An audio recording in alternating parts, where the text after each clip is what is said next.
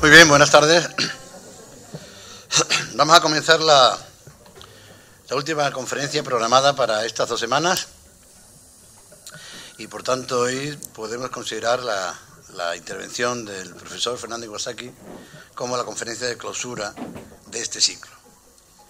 Bueno, nuevamente al presentar a este conferenciante, pues tengo que apelar también a mi amistad con él, a mi conocimiento desde hace muchísimos años. Tal vez sea el que conozca desde hace más tiempo de las que otras personas que han pasado por aquí. Y, bueno, siempre ha sido una persona que en esta ocasión, como ha hecho en esta ocasión, siempre que ha acudido a él, pues ha tenido, como se dice coloquialmente, los brazos abiertos para ayudarme en aquello que yo necesitara. Fernando Iwasaki es una persona que es un cóctel. No solamente por lo que dice, por lo que piensa, sino por cómo es y como ustedes lo están viendo. Fernando Iwasaki es descendiente de peruanos, japoneses, ecuatorianos, italianos, y ahora mismo es, como me acaba de decir, sevillano, ¿no? Es decir, que reúne unas características que yo creo que pocas personas las reúnen, desde luego los que estamos sentados en esta sala, yo creo que ninguno. Fernando Iwasaki ha estudiado entre Perú y España, estudió en Perú, en la Universidad Pontificia, en la Pontificia Universidad Católica del Perú, y fue profesor de la misma, así como de la Universidad del Pacífico, también del mismo país. Fernando Iwasaki, en su periplo español, pues estudió doctorado en la Universidad de Sevilla. De ahí viene mi conocimiento, en la etapa en la que Fernando viene a España, donde se especializa en Historia de América y posteriormente amplía estudios en la Universidad de Salamanca, donde va a tratar y a analizar lo que es la lengua y la literatura española e iberoamericana. Si esa es la parte académica de Fernando, es un resumen de su parte académica. Fernando en la actualidad tiene una actividad muy interesante, es actualmente director de la Fundación Cristina Geren para el flamenco. Pero además, si eso lo es ahora, desde hace tiempo también, Fernando tuvo para mí algo muy importante que nos unió aún más, ¿no? Porque Fernando fue director de la Fundación Alberto Jiménez Becerril. Como ustedes saben, Alberto Jiménez Becerril y Ascensión, su mujer, fueron asesinados por ETA. Fernando era muy amigo de ellos. Fernando esa noche se quedó con sus 3 hijos. Y Fernando ahí, la Universidad de Sevilla era o es patrono de esa fundación, por tanto yo en aquel momento fui el representante de ese patronazgo. Y de ahí que tengamos una relación que sobrepasa a lo humano, porque estamos hablando de algo que no tiene nada que ver con una vida normal, sino con vidas anormales provocadas por personas anormales. Fernando escribe en periódicos españoles y en periódicos chilenos. Fernando tiene premios en España, en Estados Unidos y en Perú. Y Fernando tiene una amplia antología literaria, ya que el profesor Iwasaki ha escrito novela, ha escrito cuentos, ha escrito ensayos, ha escrito crónicas, ha escrito antologías y ha escrito historia. Después de todo esto que acabo de decirles, va a hablar Fernando Iwasaki y espero que el cóctel que les dije al principio sea un cóctel realmente que con respecto al español nos ilustre una vez más esta tarde a estos alumnos del aula de la experiencia de Marina del Aljarafe. Muchas gracias. Muy buenas tardes. Muchísimas gracias, Adolfo, por tus palabras. Tiene razón, Fito, y él me va a permitir que yo me tome esa confianza de que nos conocemos hace muchos años. Un poco más alto. Decía que tiene razón, Fito, al decir que nos conocemos hace muchos años, porque exactamente en este año 2015 se cumplen 30 años de que yo llegué a Sevilla. Más que lo que dura una hipoteca convencional. Entonces, en estos 30 años en Sevilla, yo diría que me han pasado las cosas más importantes de mi vida. Es la ciudad donde yo he conocido a mi esposa, es la ciudad donde han nacido mis hijos, es la ciudad que me ha dado cosas que yo valoro muchísimo. Pero hay algo que quiero agregar porque me lo ha puesto en bandeja Adolfo con sus palabras. Yo podía sentirme un vecino más de Sevilla, pero probablemente me faltaba dar un paso más para sentirme totalmente de Sevilla, incluso ciudadano español. Cuando uno tiene la doble nacionalidad, uno jura la Constitución en la intimidad de un juzgado. Pero la noche que asesinaron a Alberto Yacen, yo supe que también era un ciudadano español. Y entonces yo siento que mi jura de la Constitución ocurrió de una forma rotunda e irrevocable aquella noche terrible de enero. El tema que le había propuesto a Adolfo es un tema en el que no creo que yo tenga ninguna autoridad, pero tampoco creo que sea un tema en el que yo tenga la razón, pero creo que tengo muchas razones para hablar de todo esto. Como les ha explicado Adolfo, una parte de mi familia tiene origen japonés, otra parte de mi familia tiene origen italiano. Mi abuela paterna nace en un lugar del Perú que se llama Huaraz, donde son quechohablantes. Yo nunca pude comprobar fehacientemente cómo era el quechua de mi abuela, incluso si mi abuela lo hablaba con fluidez. Pero fue en Sevilla donde descubrí que mi padre hablaba el japonés con fluidez. Fue en Sevilla donde descubrí que mi padre además hablaba un japonés que ya no existe en Japón y que ha dejado de existir con mi padre. Porque en Sevilla vivía el traductor al japonés de Shakespeare, de Joyce, de Virginia Woolf, y se llamaba Reiji Nagakawa y vivía en un corral de vecinos de Triana, en la calle Castilla.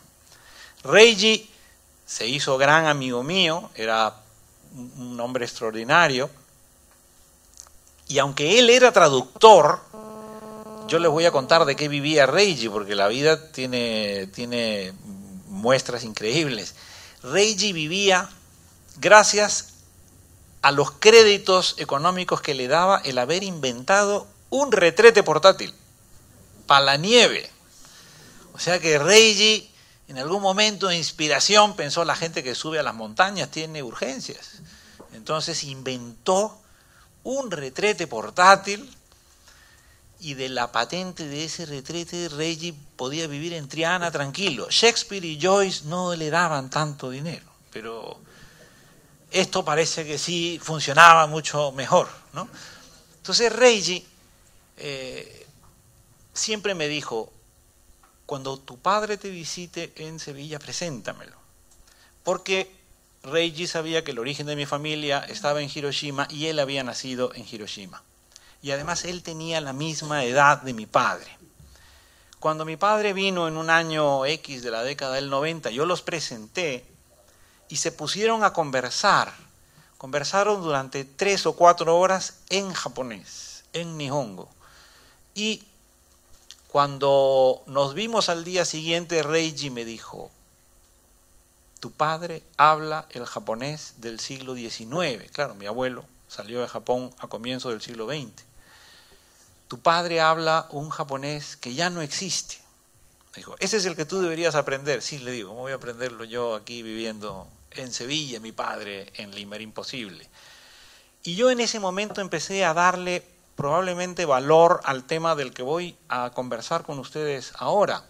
Y es: la vida da muchas vueltas. Yo podría estar hablando en este momento cualquiera de las lenguas que han hablado antepasados míos, y sin embargo me expreso en español y sueño en español. Tengo una hija mayor que vive en los Estados Unidos y que además está casada con un joven científico alemán.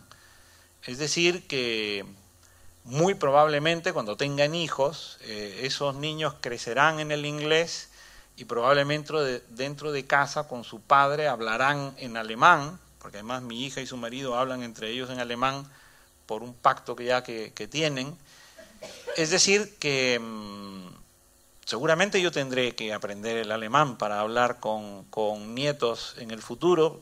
El inglés probablemente sea suficiente, pero es un estímulo para aprender más lenguas.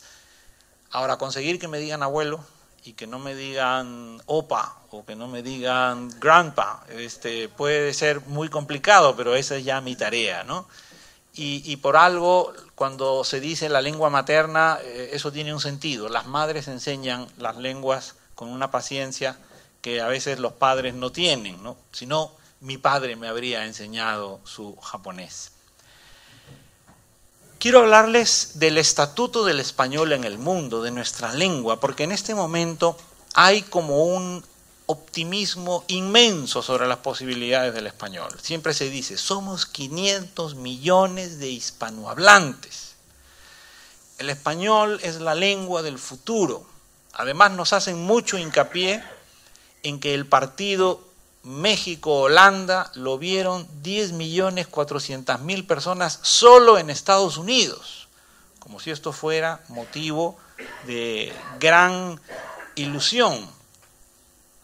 Si ustedes han tenido la posibilidad de viajar a Nueva York, habrán advertido que muchas personas hablan el español en Nueva York. Hay infinidad de puertorriqueños, salvadoreños, mexicanos, hispanoamericanos de todos los países y por supuesto españoles. Pero no existe ninguna librería que solo venda libros en español. Hasta los años 80 existía Lectorum, existía Macondo y existían Eliseo Torres, las únicas 3 librerías que solo vendían libros en español. Las 3 han cerrado por inanición, por quiebra, porque esos millones de hispanohablantes que viven en Manhattan no leen.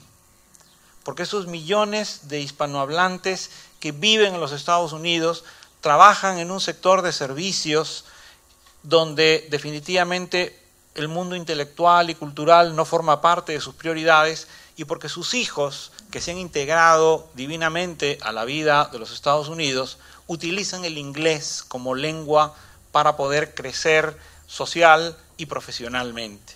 Es decir, que el español es una lengua que en los Estados Unidos, que es el segundo país del mundo en número de hispanohablantes, el primero es México, el segundo es Estados Unidos, España es momentáneamente el tercero, pero ya Colombia nos va a pasar en un ratito. Es decir, que ¿es el español una lengua muy vigorosa en los Estados Unidos? Sí, pero no es una lengua de cultura, no es una lengua de ciencia, no es una lengua de conocimiento. Entonces creo que este es el tema sobre el que debemos reflexionar y sobre el que me gustaría hablar y a ser posible generar pues un coloquio con ustedes que tienen para mí la enorme consideración de la experiencia, además como usuarios de la lengua. Yo estoy seguro que aquí tiene que haber personas no solamente de Sevilla, sino de otros lugares de Andalucía y de España. A mí me encanta quedarme con los acentos, con las cadencias, con las músicas, poder reconocer el habla de Cádiz, el habla de Almería. Yo siento que es una gran riqueza. Entonces, lo mismo hago con las hablas hispanoamericanas. Entonces, creo que tener 500 millones de hispanohablantes no garantiza nada. El número de hablantes de un idioma no significa que ese idioma vaya a ser un idioma poderoso. Yo creo que por simple deducción aritmética todos estaremos de acuerdo en que el chino y el hindi pues deberían ser grandes potencias, ¿no es cierto?, lingüísticas del futuro, porque son cientos de millones de millones de millones. El número no es lo importante. Por otro lado, me preocupa esta especie de equiparación entre las audiencias y lo que podríamos llamar las mayorías selectas de cultura. ¿Qué significa que un programa en español, un culebrón, tenga mucha audiencia en la televisión de los Estados Unidos? Significa que sí, que ese mundo cultural de los amores, de los desengaños, de las fatalidades, porque en eso consiste un culebrón. Si a todo el mundo le va bien en el culebrón, al segundo capítulo dejamos de verlo. Lo bonito del culebrón es cómo sufren, ¿no? Y si sufren a lo largo de 7 años, pues seguimos viendo el culebrón. A nadie le interesa la felicidad, es una cosa terrible, pero ese es el tema literario.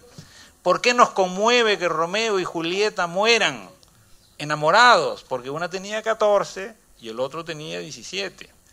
Si Romeo y Julieta hubieran tenido 48 y 54, diríamos, bien hecho. Esto le pasa por hacer sonceras a esa edad, ¿no? Entonces, nosotros tenemos que ver el lado literario de la tragedia. Entonces, me preocupa que convirtamos la audiencia en sinónimo de calidad. El que miles o millones de personas vean un programa no quiere decir que el estatuto cultural de ese programa sea el mejor. Huelgan los ejemplos. Por otro lado, si yo combino aritmética con audiencia, me sale un dato todavía más preocupante. Y no voy a poner el ejemplo de los chinos y de los indios de la India, porque creo que ese ejemplo simplemente abruma por magnitud. Voy a poner otro que me parece que lo van a entender mejor. Hay 290 millones de hablantes de árabe en el planeta.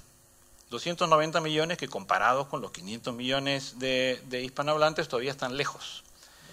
Pero la audiencia de Al Jazeera, que es la cadena de Qatar, es una audiencia de 40 millones diarios. Y esa audiencia de 40 millones diarios en un partido Barça-Madrid llega a los 100 millones de televidentes del mundo árabe viendo el Barça-Madrid. Ustedes dirán, ¿qué se le ha perdido al mundo árabe con el Barça y el Madrid? Y se los digo muy rápidamente. En la camiseta del Barça dice Qatar y en la camiseta del Real Madrid dice Emirates. Es más, cuando el Barcelona y el Real Madrid van a jugar un partido amistoso en un país árabe, le borran las cruces a sus escudos para no ofender a los musulmanes. Es decir, que nosotros aquí estamos advirtiendo que la gran potencia que podría ser, por ejemplo, el deporte de dos equipos de nuestra cultura y de nuestra lengua, tienen un precio, sus símbolos tienen un precio, sus valores tienen un precio y somos capaces de venderlos, absolutamente, en aras de esa audiencia, en aras de lo que es el negocio. Entonces, a mí me preocupa que se compare audiencia, millones, aritmética. Creo que no es equiparable con lo que supone la potencia o las posibilidades de una lengua. El español es una lengua maravillosa. Vamos todos los que estamos aquí a repetirlo donde haga falta. Pero si somos al mismo tiempo lo suficientemente razonables como para pensar con frialdad, a lo mejor me dan la razón o no, pero creo que el español no es la gran lengua de conocimiento en la historia de la ciencia. El español no es la lengua en la que se está produciendo en este momento ciencia en el mundo. El español tampoco es la lengua de las grandes teorías económicas. Lo fue, porque la Escuela de Salamanca, con Tomás de Mercado, crea lo que podríamos llamar las bases del liberalismo económico, de la economía de mercado, pero eso es el siglo XVI. El español no es la lengua de la diplomacia. Para que sea la lengua de la diplomacia, uno de los países tiene que hablar el español. Cuando un coreano y un noruego resuelven sus problemas internacionales, hablan en inglés, no hablan en español.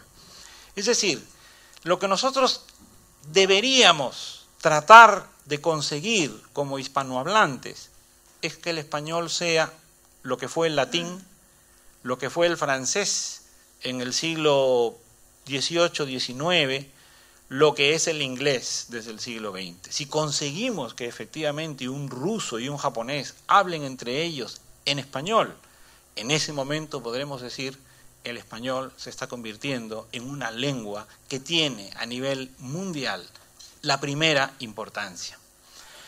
Piensen ustedes que Ramón y Cajal, don Ramón y Cajal, es el padre de la neurociencia, que hoy es uno de los campos de estudio más fecundos que existen. Pero la neurociencia contemporánea no se investiga en español, no se aprende en español, no se enseña en español. Uno, para poder disfrutar de todos los adelantos y posibilidades que ofrece la neurociencia, debe hacerlo en inglés o en alemán.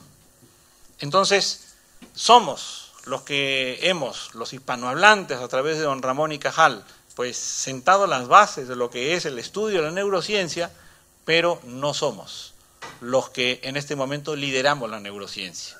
Es más, yo trabajo en una fundación. Adolfo ha trabajado también en fundaciones. Las fundaciones las crea la cultura hispana. ¿Qué otra cosa son las cofradías, las hermandades, los montes de piedad, las capillas? Todo ese vasto mundo de la filantropía no tiene copyright anglosajón, tiene una denominación de origen hispánica. España lleva toda esta vocación de servicio, de altruismo y de generosidad por todo el mundo que cae bajo su influencia cultural. En Perú tenemos hermandades, en Perú tenemos cofradías, muchas de ellas vinculadas a las sevillanas, y en México y en Guatemala y en Ecuador. Sin embargo, todo mundo cree que la filantropía, el non-profit, viene del mundo anglosajón. Y sin embargo es algo creado por la cultura española. Un sociólogo ruso que está muy olvidado porque no fue ni comunista, ni porque lo aceptaron del todo en los Estados Unidos, fue jefe del departamento de sociología de Harvard, pero le tocó como rival un gran sociólogo norteamericano que era Talcott Parsons, pero este señor se llamaba Pitirim Sorokin. Y Sorokin tiene un libro extraordinario publicado en el año 54 sobre la importancia del altruismo y el amor en las economías y las sociedades. Y su caso de estudio es España y el mundo hispanoamericano. Pero son cosas a las que no les hemos dado importancia, que no hemos reivindicado jamás, y es como cuando a uno le roban la cartera, ¿no es cierto?, y se llevan prácticamente todo ese patrimonio y ese capital. Lo que sí es cierto es que el español es una lengua del placer y del conocimiento, pero del conocimiento artístico. En el español hay gran poesía, hay música extraordinaria, hay, ¿por qué no?, en los últimos años también gastronomía. Es decir, en casi todas las expresiones artísticas y culturales, la lengua española es una potencia. Si a eso le sumamos lo que supone el turismo, no solamente en España, sino en México y en otros países hispanoamericanos, entonces resulta que moverse por el mundo de habla hispana para cualquier otro ciudadano del planeta es un placer. Es un placer por lo que ve, es un placer por lo que aprende, es un placer por lo que saborea y lo que escucha. Y entonces esa potencia que atesora el español es lo que probablemente deberíamos nosotros aprovechar para convertir el español en esa lengua de futuro. Pero mucho cuidado. ¿Qué cosa es lo que deberíamos tomar con pinzas? Porque vivimos una época, bueno, todas las épocas tienen sus novelerías, pero la novelería de nuestra época es la tecnológica y la digital. Pensamos que basta con conectarse a un teclado para ya estar en la modernidad. Y personalmente soy un poco escéptico al respecto, aparte de que soy minusválido para las nuevas tecnologías, pero en fin, eso es problema mío y no se lo debo yo achacar a nadie. Pero yo soy muy escéptico sobre la posibilidad de pensar que gracias a Internet la lengua española va a crecer en influencia en el mundo. Verdaderamente, los usuarios de Internet en español somos hispanohablantes. Y a medida que nos multipliquemos, responsable o irresponsablemente, da igual, a medida que nos multipliquemos y seamos más, creceremos en número de usuarios, pero no necesariamente un austríaco va a entrar en una página de Internet en español para buscar contenidos. Para eso los tiene en su lengua o en inglés, que es una lengua que probablemente maneja. El libro electrónico es algo que está prácticamente en los argumentos de muchísimos directores de marketing, como que este es el futuro, pero personalmente pienso que el libro electrónico, que es una herramienta sin duda maravillosa, eso no va a cambiar nuestra manera de apreciar la literatura. La Ilíada y la Odisea comenzaron recitándose, luego se escribieron en papiros en tablillas, en incunables, en ediciones de kiosco, en cómic, y siguen siendo la Ilíada y la Odisea. ¿Cuándo han empezado los poemas homéricos a entrar en crisis? Cuando los han llevado al cine. Cuando resulta que Brad Pitt, como Aquiles en la película de Troya, mata a Agamenón en la misma película. ¿Eso cómo puede ser? Agamenón tiene que morir asesinado por Clitemnestra y Egisto al regresar a su reino, para que además pueda existir la Orestíada. Pues no, señor. Brad Pitt se lo cargó. Y al cargarse Brad Pitt a Agamenón en Troya, lo que nos está demostrando es que el libro electrónico no es una amenaza para los poemas homéricos. La amenaza es Brad Pitt. La amenaza es la banalización de la cultura a través de estos medios. Entonces, yo creo que hay que tener mucho cuidado con esos entusiasmos desmedidos por la tecnología.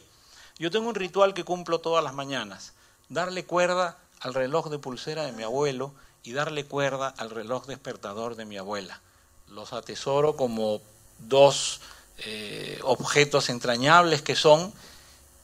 Ya nadie va a decir nunca darle cuerda al reloj, de la misma manera que nadie va a decir descuelga el teléfono, porque ya el teléfono ya ni se descuelga, uno lo tiene ya en la oreja permanentemente, pero en fin, yo le doy cuerda a esos relojes, porque creo que están allí para seguir dándoles cuerda, y ojalá que algún día uno de mis hijos siga dándole cuerda a esos relojes. Bueno, pues creo que esa es la imagen de lo que va a ser la convivencia futura de nosotros con la tecnología. Vamos a convivir con una tecnología magnífica, espléndida, muy sofisticada, y al mismo tiempo vamos a seguir dándole cuerda a aquellos objetos que provienen de otras épocas, pero que van a seguir siendo tan útiles como lo han sido a lo largo de los siglos, diría yo en algunos casos. Paso entonces a tratar de explicar desde mi punto de vista cuáles son los hitos que tenemos que recorrer para saber que el futuro del español va por buen camino. Lo que quiero saber es si yo voy por buen camino en tiempo. Voy por buen camino, eso. Entonces, en primer lugar, la educación. Creo que sin una buena educación, el futuro de nuestra lengua está condenado de antemano. Y ya no hablo estrictamente de la educación en España, sino de la educación en todos los países hispanohablantes. Los conocimientos de los jóvenes, los conocimientos de nuestra población, si no son conocimientos rigurosos, si no son conocimientos exigentes, nuestra lengua se va a empobrecer. La investigación en español tiene que mejorar. Si no conseguimos que investigadores de otras culturas, de otras lenguas, acudan a nuestros países, porque efectivamente se están investigando nuevas vacunas, porque efectivamente hay técnicas en la minería, por ejemplo, donde nuestros países son muy ricos, para poder analizarlas, no vamos a conseguir que el español vaya entronizándose en otros lugares del planeta. La lengua misma como un acto de hablarla, tenemos que ser muy cuidadosos con ella. No voy a decir que cada día se habla peor, porque siempre quiero pensar que por 2 o 3 cosas que suenan, que rechinan, podríamos haber escuchado a otras personas hablar de una forma maravillosa. Pero creo que por lo menos un indicio de la salud de nuestra lengua es cómo se está escribiendo. Y como se está escribiendo el español hoy en día, es algo que desde mi punto de vista preocupa, porque las nuevas tecnologías allí sí están empobreciendo el idioma. Incluso yo un día me enteré que los mensajes de SMS, cuando tenían tildes, eran más caros. Yo no sé si ustedes lo habían oído, por eso es que en el WhatsApp, por lo menos, por favor, pongan las tildes, pues es una cosa que hay que hacerla. No es lo mismo la pérdida de tu madre que la perdida de tu madre, son dos cosas completamente diferentes, entonces hay que tener mucho cuidado con las tildes. Entonces, fíjense ustedes que yo descubrí, en efecto, que cuando no existían estos medios como el WhatsApp, si uno acentuaba una vocal en un mensaje de SMS, eso nos costaba más dinero. O sea que las mismas empresas estaban penalizando a aquellas personas que escribían bien. Si uno dice hola mamá, debe poner hola, coma, mamá, no es un vocativo. Y eso permite, ¿no es cierto?, que uno por lo menos escriba más o menos para que se pueda leer como uno lo habla.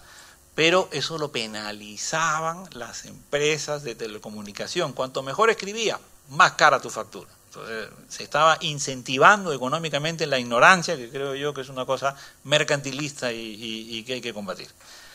Pero fíjense ustedes que cuando uno habla bien su lengua, está en capacidad de hablar otra lengua.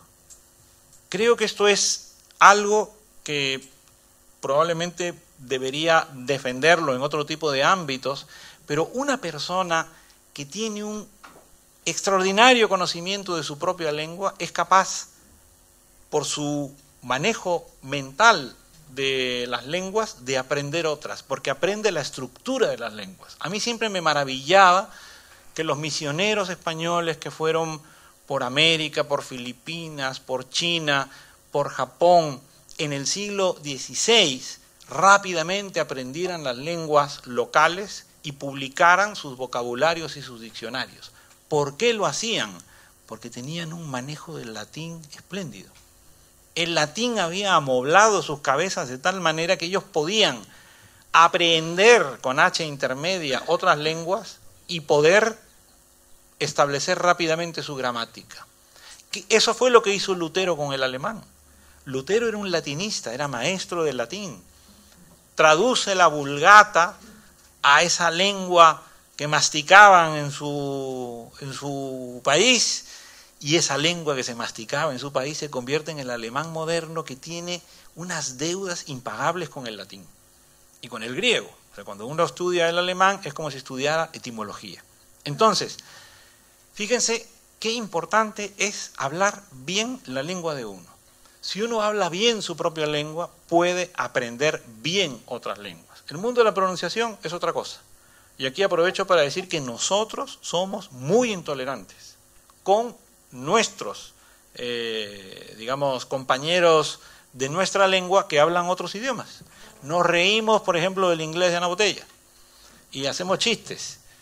Pero si viene, y Fito conoce a varios grandes hispanistas, si viene aquí Hugh Thomas, si viene David Brading, eminentes británicos hispanistas, incluso John Eliot, y empiezan a hablarnos en español, a nosotros no nos importa que nos hablen así. Y nos parece maravilloso que se expresen en esta lengua. O peor todavía, worst. Entonces, nosotros somos generosísimos con el extranjero que habla en español, aunque lo hable como el caballo tiro loco de los dibujos. Pero cuando un hispanohablante habla en otra lengua, ahí sí le exigimos que la hable como si hubiera nacido en el corazón de Manhattan o en el Soho de Londres. Y yo creo que eso es absurdo. Es absurdo, y estamos impidiendo que cada vez haya más personas que aprendan otras lenguas y se animen y se suelten a hablarlas. Porque una cosa es pronunciar y otra cosa es el conocimiento, la estructura de esas lenguas. Y tenemos que conseguir eso con el español. No es posible que nuestro Instituto Cervantes gaste toda la pólvora que gastó para que en los teclados de los ordenadores exista la letra ñ y que después la gente escriba guapa con W. ¿Cómo es posible? ¿Cómo es posible que nosotros hagamos esa defensa chauvinista de la tecla ñ y después escribamos como escribimos muchas veces? Entonces creo que es una necesidad de ser consciente que nuestra lengua es una forma de tesoro. La lengua, no los huesos de Cervantes, y ser consecuentes con la defensa de esa lengua. La cultura. La cultura es un patrimonio. La cultura es probablemente nuestro capital como países hispanohablantes más importante. La cultura produce riqueza en otros países y a veces nosotros, que tenemos esa riqueza tan grande, no sabemos valorarla. Hay ciudades que se han convertido en modelos de ciudad cultural, mientras que a lo mejor algunas de nuestras ciudades a lo que aspiran es a ser ciudad de congresos. Yo miro con envidia a Bilbao. Si ustedes conocieron Bilbao, y ahora hablo como residente en Sevilla, si ustedes conocieron Bilbao antes del metro, antes del 93, si ustedes conocieron Bilbao antes del Guggenheim, si ustedes vieron todos los astilleros y toda la industria que había en la ría de Bilbao y la ven como está ahora, y ven a los turistas, Bilbao se ha convertido, después de Granada con la Alhambra, en la segunda ciudad que más visitas recibe. Entonces, ese es un ejemplo de cómo se puede convertir una ciudad en un destino cultural y además un destino cultural caro. Porque el que va a Bilbao no va con la mochila y la botellita de agua y las chanclas. El que va a Bilbao además dice, y me voy ahora a comer aquí al mesón que tiene el Arzac, o me voy donde el José Mari no sé qué. Y entonces resulta que eso convierte a Bilbao en una ciudad que genera riqueza. Nosotros en Sevilla tenemos muchos tablaos flamencos. Y conste que yo me dedico profesionalmente al mundo del flamenco, pues la literatura no me da para vivir. ¿De qué va a vivir un peruano de apellido japonés en Sevilla? Tengo que dedicarme a enseñar flamenco, no me queda, como todo el mundo, no me queda otra cosa. Pero bueno, en Sevilla, que Sevilla es protagonista de 108 óperas. ¿Tenemos en Sevilla una casa de la ópera? No. ¿Hay un lugar de Sevilla donde pueda, ya no digo el melómano, ese melómano que se gasta un billete en primera clase para ir a Londres y después ir a Nueva York y después ir a Milano para escuchar ópera de primera? Ya no digo ni siquiera ese. Pensemos en el turista que le encantaría entrar a un lugar de Sevilla, que sea la ópera de Sevilla, y escuchar fragmentos de las óperas que transcurren en Sevilla. Don Giovanni, Las bodas de Fígaro, Carmen, La Forza del Destino. Es decir, tenemos para elegir, no lo hacemos. Ni siquiera tienen que ser tenores y sopranos, cantantes líricos de primera fila, ¿no? Tenemos en el coro de la maestranza gente que canta como los dioses y que podrían perfectamente hacer cachitos, pinceladas, con vestuario, en un escenario que con las tramoyas se van moviendo y la gente pagaría feliz, porque los que a veces vamos a otros países, digamos algunos somos mitómanos de lo nuestro, yo me voy a ver las casas de Dickens en Londres. Dickens en Londres dejó 3 casas, pues en las 3 te cobran la entrada. Yo me voy a ver en Bath la casa de Jane Austen. Por supuesto no puedo comprar el pijama de Jane Austen para regalárselo a nadie porque me lo ponen de sombrero. O sea, imagínense dormir con el pijama de Jane Austen, lo que sería. Pero uno va a la casa de Jane Austen y paga su entrada y mira cómo era ese lugar donde vivió una gran escritora. ¿Cuántas casas de escritores, museos podemos visitar en Sevilla? Sabemos que Machado nació en el Palacio de Dueñas, pero después no tenemos nada de Machado. De Bécquer no hay nada rehabilitado. De Cernuda solamente hay un azulejo en la calle Aire, pero en una casa que no es la verdadera. Es de un señor suizo muy ligón que dice que con ese azulejo ha ligado un montón, y yo le alabo el gusto, pero ahí no vivió Cernuda. Entonces fíjense cómo dejamos escapar. ¿Cuántos mexicanos, chilenos, argentinos, peruanos, ecuatorianos, colombianos irían encantados a visitar una casa de Bécquer? Porque todos hemos tenido que aprender de memoria poemas de Bécquer. Entonces, allí hay un capital cultural. No lo estamos desarrollando y es un capital en nuestra lengua. Las bibliotecas. Parece mentira, pero cuando se crea la Universidad de Harvard, aproximadamente hacia 1670 y tantos, ya la universidad en México, en Lima, en Bolivia, en Ecuador, las universidades del continente americano tenían cientos de miles de libros, porque eran las universidades que se habían creado durante la época colonial. Sin embargo, la gente no tiene en la cabeza el patrimonio maravilloso que existe en muchas bibliotecas de países hispanohablantes. Lo que hay en la Colombina, lo que hay en la Biblioteca Nacional de México, lo que hay en la biblioteca del Rectorado de la Universidad de Sevilla. aquí, en esta ciudad. Lo que existe en la Biblioteca Nacional de Santiago de Chile. Yo no sé si a ustedes les gusta la literatura de terror, pero un gran escritor de literatura de terror era el norteamericano Howard Phillips Lovecraft, conocido entre nosotros como Lovecraft. Lovecraft se inventa un libro que es el Necronomicon, que es supuestamente un libro sanguinario escrito por un árabe loco llamado Abdul al-Hazret. Y este señor escribió ese libro, que era un libro maldito, y solamente había 3 copias en todo el mundo. Y además se imprimió en Toledo. O sea que ya fíjense ustedes que el libro está impreso en Toledo como una cosa exótica. Supuestamente un ejemplar de ese libro está en Lima, en la Universidad de San Marcos. Otro ejemplar está en Argentina, en la Universidad de Buenos Aires. Y otro ejemplar en la Universidad de la ciudad en la cual se ambienta la historia, que es en Rhode Island. O sea que cuando un escritor de cuentos de terror, como Lovecraft, quiere inventarse un libro que sea un libro maldito y extraño y raro, pues lo sitúa en el mundo de habla hispana. Lo sitúa en Toledo, lo sitúa en Buenos Aires, lo sitúa en Lima. El prestigio de nuestras bibliotecas lo explotan otros, no nosotros. Y tenemos en el mundo de habla hispana unas bibliotecas espléndidas. Los museos, lo que podrían ser y lo que son.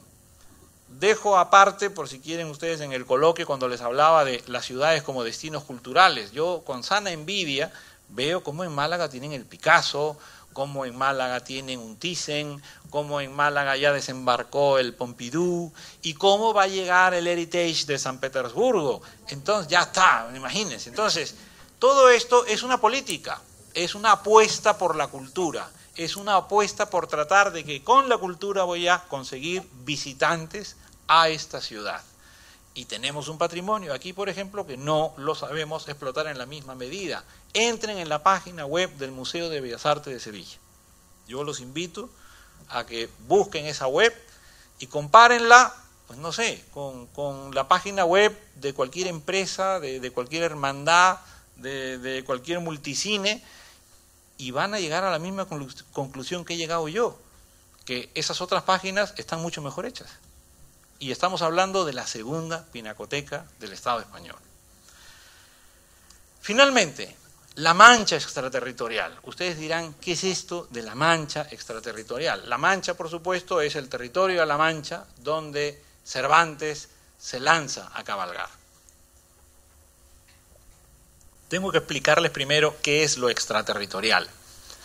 Un gran crítico, un filólogo eminente, es el francés, pero francés también austríaco y francés también inglés y francés también, me ha ganado, en identidad me ha ganado. George Steiner,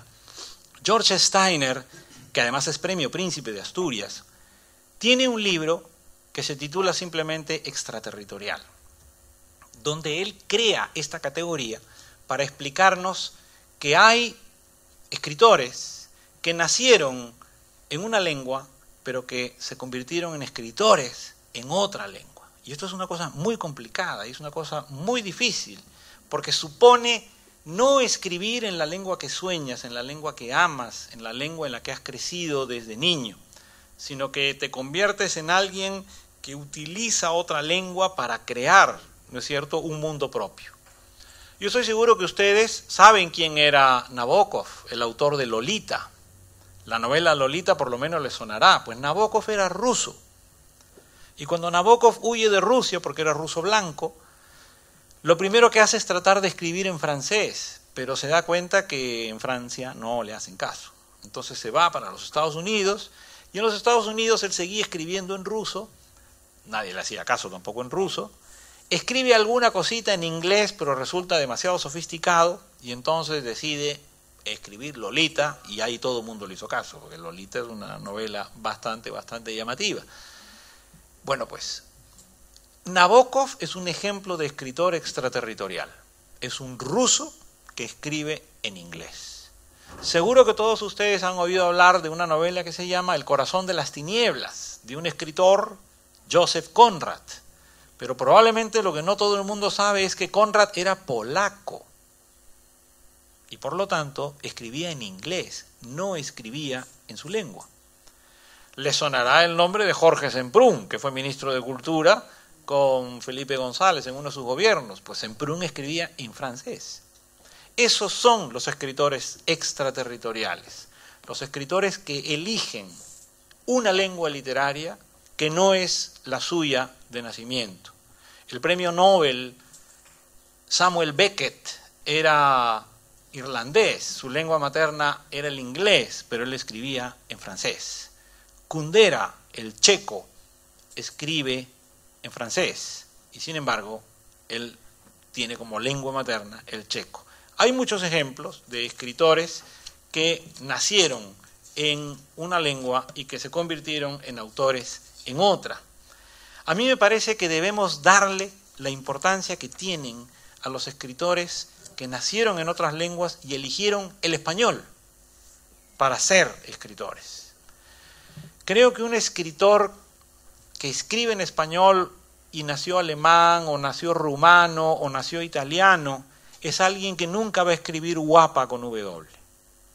Ese hombre, por supuesto que va a respetar la ñ, pero también va a respetar la h, y también va a respetar nuestras diéresis, y también va a fijarse minuciosamente en todos los giros de nuestra lengua y va a cazar al malagueño, al gaditano, al sevillano, al ecuatoriano, al boliviano, al argentino, porque todos tenemos a la hora de hablar querencias que se notan en nuestra habla. Ese hispanista que es de otro sitio, pero que ama nuestra lengua, es el que yo reivindico con el título de esta conferencia. Esa persona es de la mancha extraterritorial.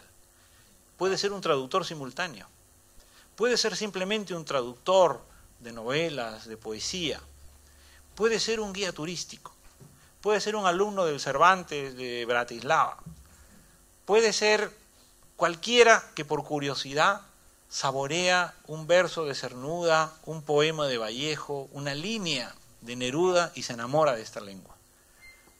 Ellos son el futuro de ese español que algún día puede llegar a ser como el inglés o como el latín. Y me gustaría citar algunos nombres, porque probablemente algunos sean conocidos y otros no. Borges siempre hablaba de un maestro suyo, francés, que fue director de la Biblioteca Nacional de Argentina, Paul Groussac. Paul Groussac era escritor en español, francés de nacimiento, pero escribía en español. También es de este linaje un escritor alemán que fue embajador de la República Española en Atenas y que cuando termina la Guerra Civil se va a vivir a Montevideo. Se llamaba Máximo José Can. A lo mejor no les suena, pero Máximo José Can era un estudioso del flamenco. Como además él era judío, él descubrió que muchas saetas que se cantaban por seguirilla o se cantaban por carcelera eran en realidad himnos sinagogales judíos del Kol Nidrei Sefardim que todavía se cantaban en Varsovia. Y como él era músico, los transcribió a partituras. Este era Máximo José Can. También es el caso de un rumano que fue relativamente importante en España, Vintila Oria. A lo mejor le suena a más de uno Vintila Oria, pero Vintila Oria escribía en los periódicos, fue editor. Vintila Oria era rumano de nacimiento y sin embargo elige el español como lengua literaria. Ahora, Vintila Oria hablaba varios idiomas, también escribía en francés, y Rumanía forma parte de la francophonie, que es donde los de Convergencia quieren entrar, en la francophonie. También Max Aup, que es un gran escritor. Max Aup era alemán y francés, pero escribía en español. Alejandro Rossi, un italiano que vivió en México prácticamente los últimos años de su vida, escribía en español. Y aparte de estos autores, también hay otros que nacieron en el seno de familias inmigrantes. Fíjense que en una familia de inmigrantes puede ocurrir que uno dentro de casa habla la lengua de los padres y en la calle la lengua de la ciudad o del país que los ha acogido. Es lo que le va a pasar a estos nietos míos que van a nacer en los Estados Unidos. ¿Qué van a hablar los pobrecitos míos? Ahí tenemos a Roberto Arlt, un argentino hijo de alemanes. Sábato, Ernesto Sábato, el autor del Túnel, sus padres eran italianos inmigrantes en Buenos Aires, él hablaba el italiano en su casa. José María Arguedas, el peruano, hablaba quechua. Alejandra Pizarnik, la poeta argentina, pues hablaba ucraniano, ni siquiera hablaba el ruso. El poeta José Watanabe de Perú hablaba el japonés. Juan Gelman, otro poeta argentino, el ucraniano. Y fíjense que incluso autores de la Mancha extraterritorial han ganado el premio Cervantes, el más importante de nuestra lengua. Alejo Carpentier era suizo, no cubano, vivió en Cuba, escribía en español, pero él era suizo de nacimiento, nació cerca de Ginebra. Y una de los últimos premios Nobel, Elena Poniatowska, que la premian porque es una autora mexicana, pero ella en realidad es polaca, es francesa, es holandesa y es italiana. Esto también me ha ganado a mí. Entonces tenemos una serie de autores que desde mi punto de vista engrandecen nuestra lengua. Algunos incluso están todavía muy vigorosos escribiendo. En Puerto Rico vive un húngaro que se llama Kalman Barsi, escribe en español. En Argentina hay otro húngaro que se llama Pablo Urbanli, escribe en español. En el Perú tenemos un checo, Mirko Lauer, escribe en español. Aquí en España vive un guineano, Donano Endongo, escribe en español, pero es que no es de la Guinea española, sino de otra de las Guineas. Xiu Canwen, un escritor chino, escribe en español. Una argentina, Ana Kazumi Stahl, japonesa alemana, vive en los Estados Unidos, pero escribe en español. En Granada vive una escritora rumana, Ioana Grullia, escribe en español. Estos son los autores de la Mancha extraterritorial. Estos son los escritores donde, como a mí me gusta decir, y con esto termino, son los que verdaderamente demuestran que la Mancha extraterritorial es el único territorio donde todavía hoy las quijoterías son posibles. Muchas gracias.